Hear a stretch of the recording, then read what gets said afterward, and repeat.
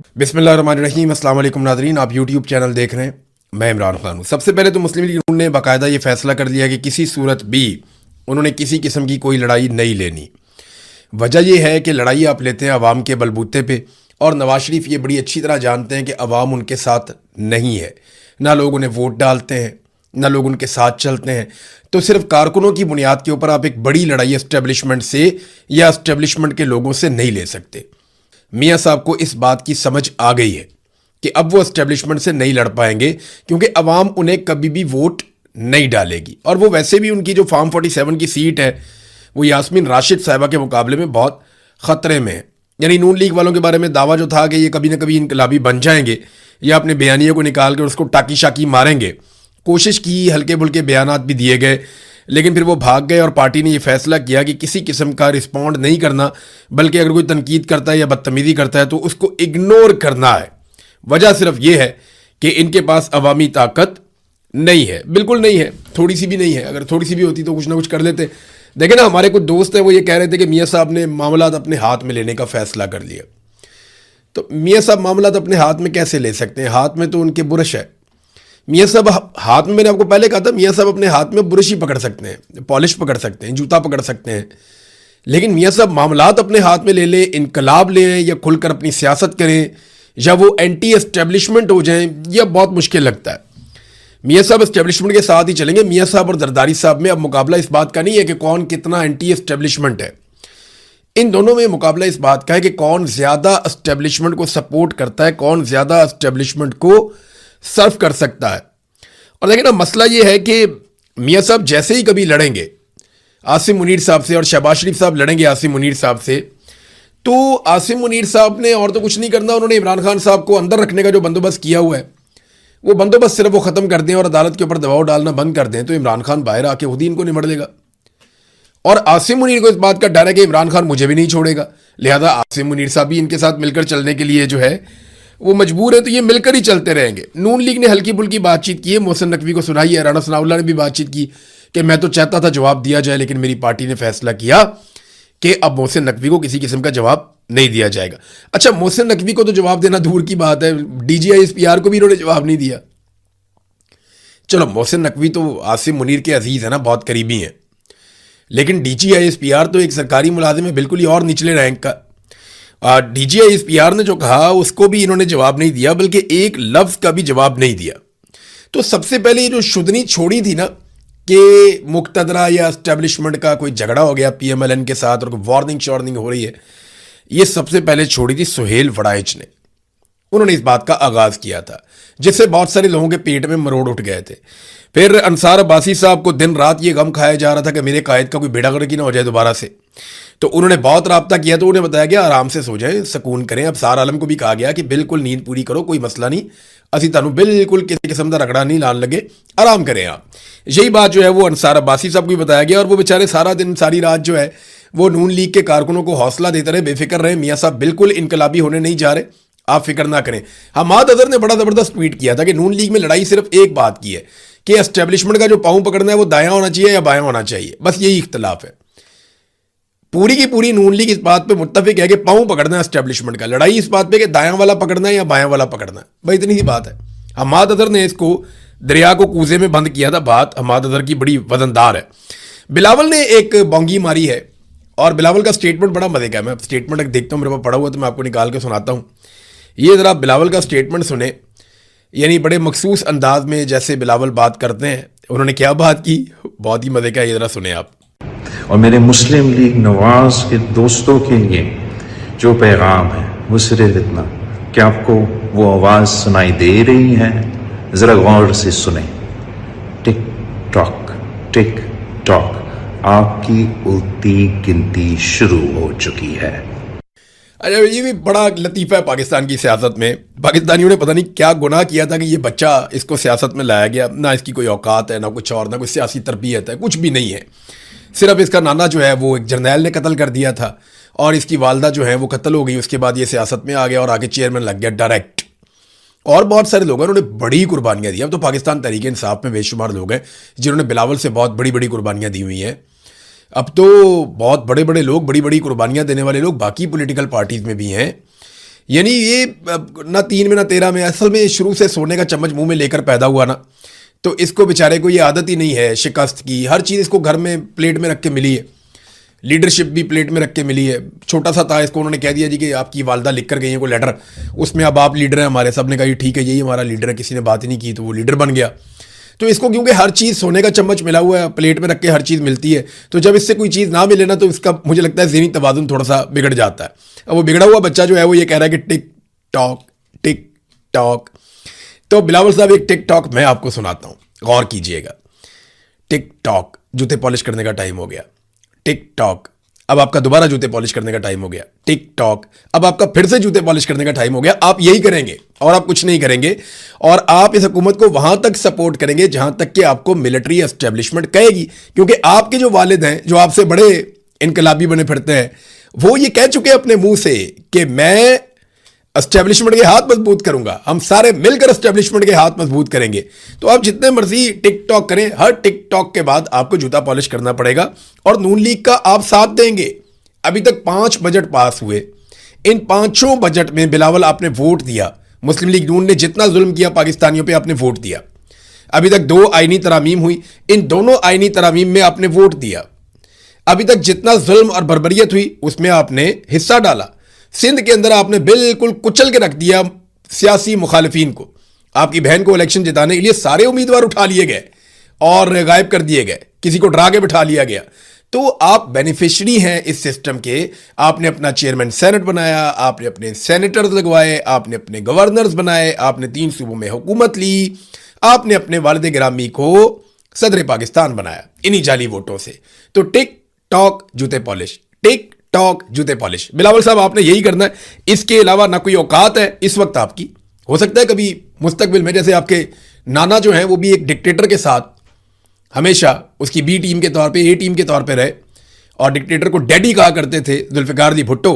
तो उनको अल्लाह ने तौफीक दी, एक वक्त आया कि वो एस्टेब्लिशमेंट के सामने खड़े हुए, उन्होंने आंखों में आंखें डाली और फांसी के फंदे पे झूल गए। लेकिन आपने और आपके वालिद ने भुट्टों की सियासत दफन कर दी है। यानी जरदारियों का कब्जा हुआ ना जब से पीपल्स पार्टी पे, तो पीपल्स पार्टियों में से भुट्टो का ऐसा लगता है खून ही निकल गया।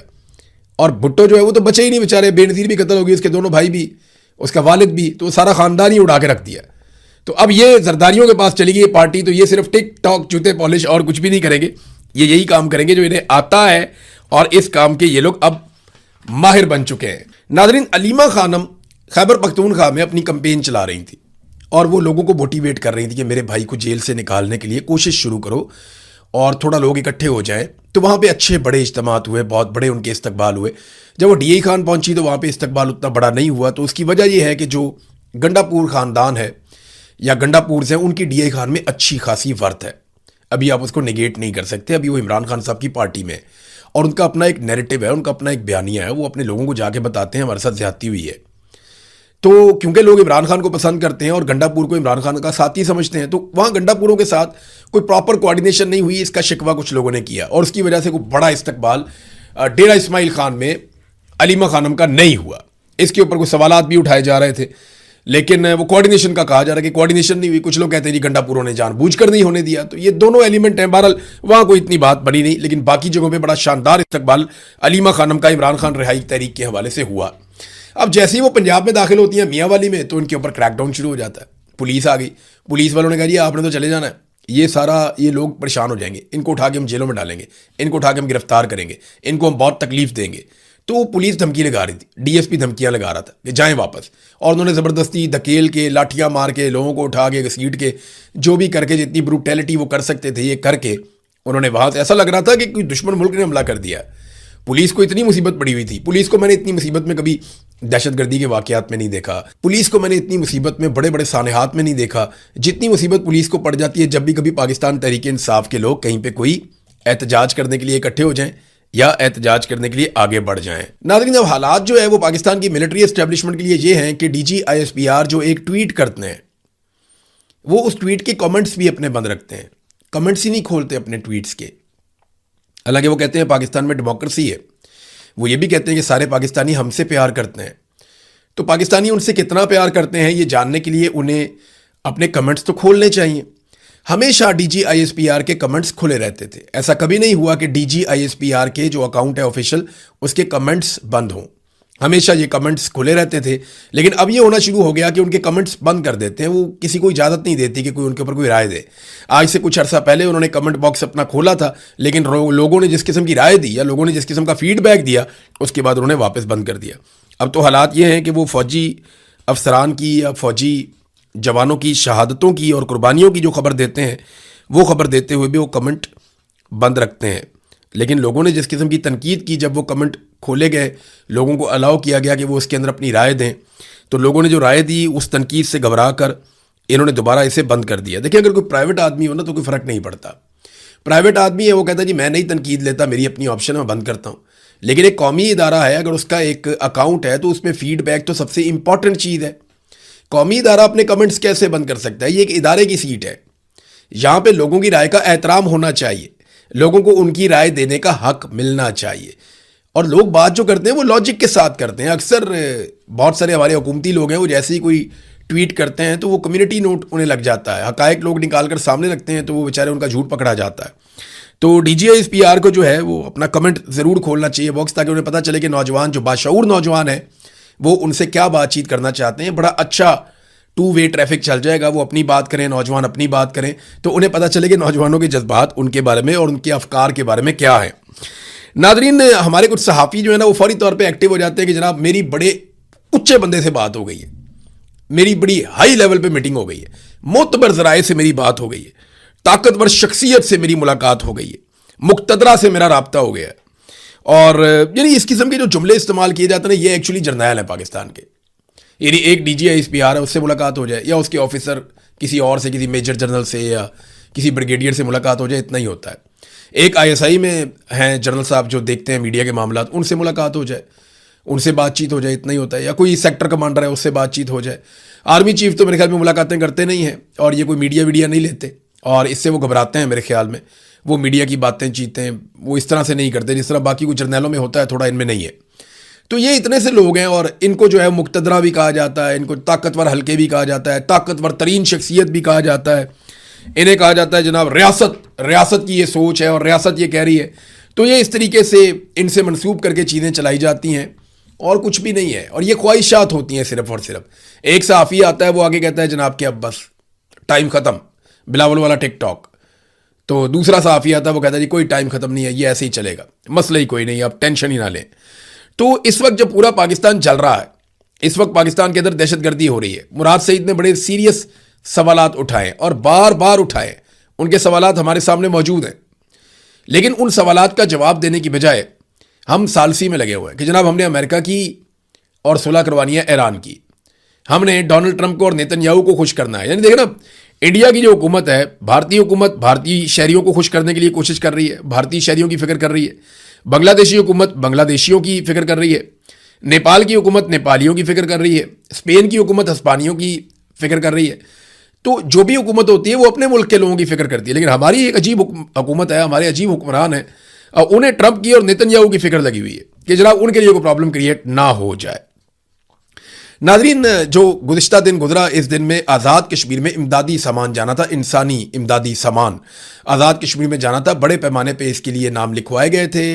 डॉक्टर्स ने भी अपने आप को वॉलंटियर किया था, बहुत सारे पैरामेडिक्स हैं उन्होंने भी अपने आप को वॉलंटियर किया था, लोगों ने अपना सामान भी डोनेट किया था और लोग चाह रहे थे कि एक बड़ा काफिला जाए आज़ाद कश्मीर और वो जाकर कश्मीरियों की मरहम पट्टी करे और उनकी ढारस बंधाए, उनके साथ इज़हार यकजहती करे और जो एक कौमी सानिया पैदा हो गया है उसको ख़त्म करने में अपना रोल प्ले करे। लेकिन लोगों को नहीं जाने दिया गया। इस वक्त दुनिया में 2 ऐसी जगह हैं जहां पे इंसानों का कत्ल हुआ और इंसानी इमदाद वहाँ पे रोकी गई। एक जगह जो है वो गाज़ा है जहाँ पे इसराइल ने इंसानों का कत्लेआम किया और वहाँ पे उन्होंने इंसानी इमदाद को रोका हुआ है, और दूसरी जगह जो है वो कश्मीर है जहाँ पे पाकिस्तानी फोर्सेस ने कत्लेआम किया और वहाँ पे इंसानी इमदाद को रोका हुआ है, लोगों को नहीं जाने दे रहे। सेनेटर मुश्ताक जो जाना चाहते थे उन्हें गिरफ्तार कर लिया गया, उन्हें अदालत में पेश किया गया, अदालत ने इंश्योर किया कि वहाँ पर कोई मीडिया वाला ना आए और फिर उन्हें 3 दिन के रिमांड पर पुलिस के हवाले कर दिया गया, ये कहकर के पुलिस के ऊपर इन्होंने फायरिंग की है और इनसे गाड़ी और असला बरामद करना, आप अंदाज़ा कर लें। रश के अंदर से उनको उठाकर लेकर गए, वो लोगों के बीच में बेचारे एहतजाज कर रहे थे, फिर भी उनके ऊपर इतने घिनौने और घटिया इल्ज़ामात लगाए गए। तो कश्मीर में जो है वो इंसानी इमदादी सामान नहीं जाने दिया गया। एक तस्वीर जारी की गई जिसमें रेंजर्स वाला जो है वो खवातीन को राशन दे रहा है। देखें, अगर रेंजर खवातीन को राशन दे रही है, इसका मतलब है हालात बहुत ख़राब है, वाकई में वहाँ पे एक बहरान पैदा हो चुका है। तो रेंजर्स का तो ये काम नहीं है। अगर इंसानी हकूक़ की तंजीमें ये काम करना चाहती हैं, इंसानी हमदर्दी के नाते लोग वहाँ पे जाके इमदादी काम करना चाहते हैं, तो आप उन्हें क्यों रोक रहे हैं? आप लोगों को जाने दीजिए और इमदादी काम करने दीजिए। अभी आज़ाद कश्मीर में जाने के लिए हमें कोई वीज़ा नहीं चाहिए, हमें कोई रुकावट नहीं होनी चाहिए। जो पाकिस्तानी चाहे आज़ाद कश्मीर खाना लेकर जाना चाहे, अद्वियात लेकर जाना चाहे, मरहम पट्टी करना चाहे, उनका ख्याल रखना चाहे, तो वो पाकिस्तानी जो है उसको जाने की इजाज़त होनी चाहिए। अगर रेंजर्स वाला वहाँ पे राशन बांट रहा है, इसका मतलब है हालात ख़राब हैं। लेकिन क्या यही राशन बांटने की किसी और को इजाज़त नहीं है? ये सिर्फ खुद ही करेंगे ये सारा काम? हर चीज़ जो है वो सिक्योरिटी फोर्सेज के कंट्रोल में ही रहेगी। रज़ी ताहिर साहब के हवाले से नाज़रीन मैं ख़बर आपको दे दूँ कि जो है CPJ ने इसके ऊपर बड़ा तहफ़्फ़ुज़ात का इजहार किया, तशवीश का इजहार किया है कि रज़ी ताहिर साहब और मोहम्मद सैफ ये 1 अगस्त से लापता हैं। देखें, आज जो तारीख है वो 4 अगस्त है। पिछले 4 दिन से इनका पता ही नहीं चल रहा। 1, 2, 3, 4 आज चौथा दिन है कि ये गए कहाँ पे। इन्हें किसी पुलिस स्टेशन में नहीं बताया गया, इन्हें किसी अदालत में नहीं पेश किया गया। अब ये ISI के पास हैं, मिलिट्री इंटेलिजेंस के पास हैं, किसी एजेंसी के पास हैं, IB के पास हैं, इंटेलिजेंस ब्यूरो के पास हैं, या पुलिस ने इनको गायब किया, कोई नहीं जानता। लेकिन फ़िलहाल ये बिल्कुल कन्फर्म इतला है, पता करवाएंगे हम ये कहाँ पे चले गए। लेकिन रज़ी ताहिर साहब को और उनके साथ मोहम्मद सैफ साहब को 1 अगस्त से अब तक लापता किया गया। ये 2 सहाफ़ी हैं और इन्होंने हर सहाफ़ी के साथ होने वाले जुल्म पर आवाज़ उठाई है। मेरी गुजारिश है इस्लामाबाद में तमाम सहाफ़ियों से कि वो रज़ी ताहिर के लिए और मोहम्मद सैफ के लिए आवाज़ उठाएं, अहमद फ़रहाद के लिए भी आवाज़ उठाएं, क्योंकि हर जुल्म के ख़िलाफ़ इन लोगों ने शदीद आवाज़ उठाई है, पूरी आवाज़ उठाई है, ताकत के साथ आवाज़ उठाई है। लिहाजा इनके लिए आवाज़ उठाना हम सब पर फ़र्ज़ है। नाज़रीन, एक चीज़ मैं आपके साथ और शेयर करता हूँ। ये एक इश्तिहार है, ये मैंने पढ़ा, मुझे लगा पहले आर्टिफिशियल इंटेलिजेंस है, लेकिन फिर मोहम्मद असलम जो हैं खैबर पख्तूनख्वा की जो सूबाई हुकूमत है वहाँ पे वो स्पोक्स पर्सन के तौर पे हैं, तो मुझे लगा कि बात सच है। वो इश्तिहार ये है कि वज़ीर आज़म का टॉपर तलबा को इलेक्ट्रिक रिक्शे और लोडर लेकर देने का ऐलान, यानी जिन तलबा ने टॉप कर लिया उनको इलेक्ट्रिक रिक्शे लेकर देंगे और लोडर लेकर देंगे। ये कौन सा विजन है भाई? ये किस किस्म का विजन है भाई? और जो टॉप करते हैं उनको स्कॉलरशिप देते हैं, उनको आला तालीम के लिए बाहर भेजते हैं। ये कैसे फ्रॉड लोग हैं? और जो फेल हो जाए उसको रिक्शा लेकर देते हैं, और जो फेल हो जाए, जो तालीम जारी ना रख सके, उसको लोडर लेके देते हैं कि जाओ जाके काम करो मार्केट में। इधर जो टॉप कर गया उसे कह रहे हैं FR रिक्शा। यार ये क्या है? कुत्तों को बनती है इसकी कि टॉपर तलबा को रिक्शे भी देने हैं, लोडर भी देने हैं, और जो फेल हो जाएं उन्हें फिर आप स्कॉलरशिप दे के बाहर भेज दें। मेरी समझ से बाहर है। आला तालीम के बेहतरीन मौके आपने उन तलबा को देने हैं और उनके ऊपर आपने इन्वेस्टमेंट करनी है, उनके ऊपर आपने खर्च करना है जो तलबा बेहतरीन पोजीशंस लेते हैं। और जो नहीं ले पाते, जो कमज़ोर रह जाते हैं तालीम में, बहुत सारी वजूहत होती हैं, गुर्बत की वजह से भी होता है, तवज्जो नहीं दे पाते, फिर हमारे यहाँ पे खुराक की किल्लत है, लोगों का ज़हनी नशोनुमा वैसी नहीं हुई जैसे दुनिया में बड़े मुल्कों में होती है। तो आप उन्हें सपोर्ट करने के लिए, जो लोग रह जाते हैं उन्हें सपोर्ट करने के लिए इस किस्म की स्कीमें लेकर आते हैं। वो पकड़ के जो टॉप करेगा उसको हम रिक्शा देंगे। ये इनका टोटल विजन है, अगर ये चीज़ ठीक है तो। वैसे विजन इनके इसी तरह के ही होते हैं।